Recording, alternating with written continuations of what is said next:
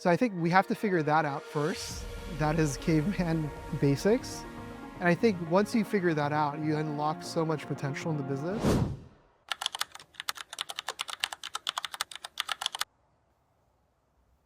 I think our willingness to support our customers through the thick and thin of closing and winning in the market shows up in our customer support, in our sales team, in our product team. We really are focused on our customers' wins and we celebrate that. And it really shows every time we unblock or we help our customers through their amazing deals that they close.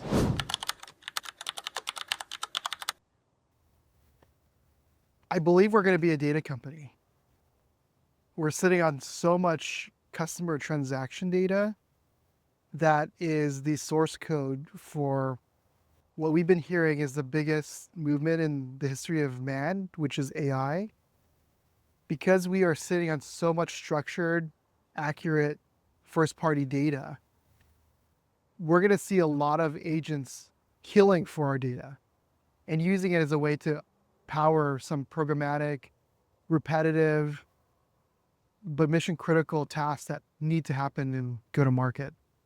So we might become the marketplace for mission critical AI agentic workflows.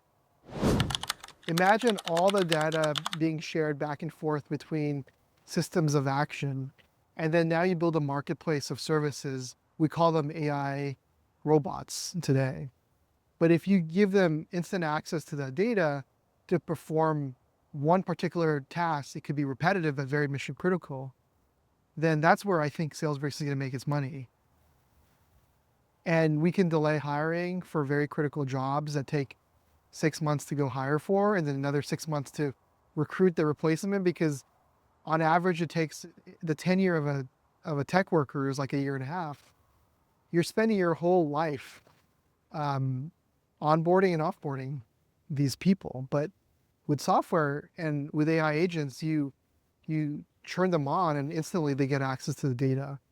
So imagine how that would impact the workforce, but to make it more productive for founders to build a proper business without having that limitation of hiring and finding the right talent.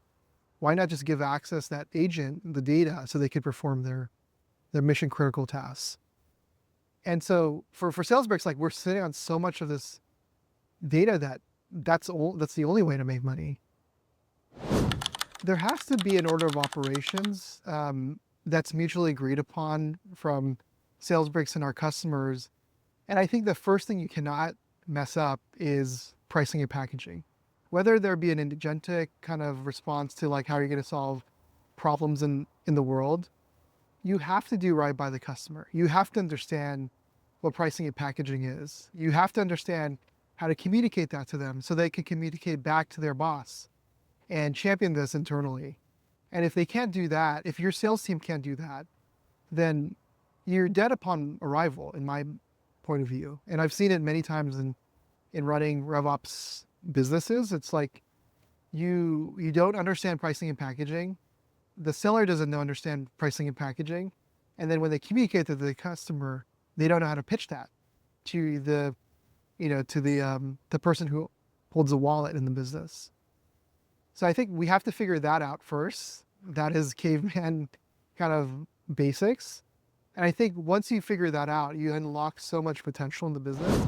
I think as founders who are fathers or mothers, parents, there's a little bit of maturity that lives in them.